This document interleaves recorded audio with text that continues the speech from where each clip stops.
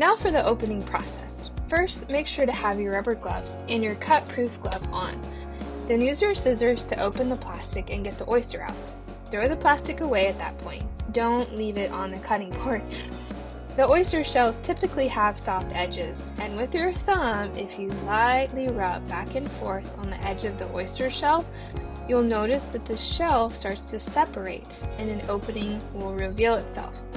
Once you identify an incision, then take your oyster opening tool and slide it in the opening of the oyster. Once it is inside, slide it along the bottom shell to the base of the shell. Once the tool is at the base of the shell, rotate it around along the edge of the shell. This step is designed to break any of the tissue that is connected to the shell. You then twist your tool back and forth to pop the oyster shell open. You can twist it at multiple sections along the edge of the shell if needed. However, in most cases, if you twist the top portion of the oyster, it will open right up.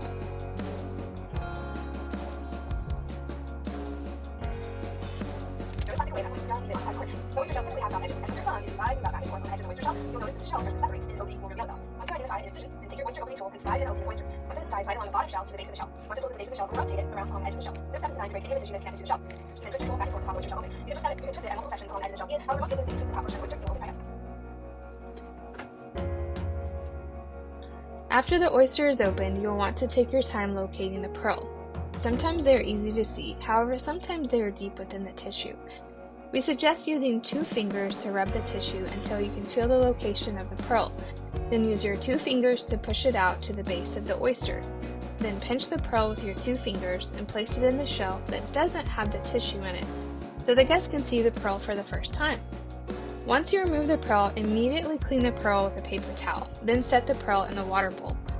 While it's in the water, go ahead and remove your cut-proof glove and use the paper towel to wipe down the cutting board. At this time, also remove the shells from the cutting board and place them in the location you have determined to hold your shells. Remove the pearl from the water and use your chemical-free wipe to clean the pearl. This is where the real important cleaning is taking place, so use multiple sections of the cloth to clean the pearl. Then put the pearl in the small porcelain bowl. Use the wipe to wipe down the cutting board and tool and remove your rubber gloves. The rubber gloves can get pretty dirty, so it's important to remove them before touching the pearl when handing it to the guest. Then put one last buff on the pearl using the jewelry cloth or microfiber cloth. Ask the guest if they would like to hold it. It's good for them to feel the weight of the pearl, so we recommend to drop it into their hand rather than setting it into their hand. Don't drop it from very high, maybe just 3 to 4 inches above their palm. Once you've allowed them to hold it, then measure the pearl using the measuring tool. We do suggest measuring each of the pearls as guests are very interested in the details about their pearl. To measure it, make sure the measuring tool is showing 0.0 on the screen. If it isn't, just power it off and back on. Then place the pearl between the flat metal holders.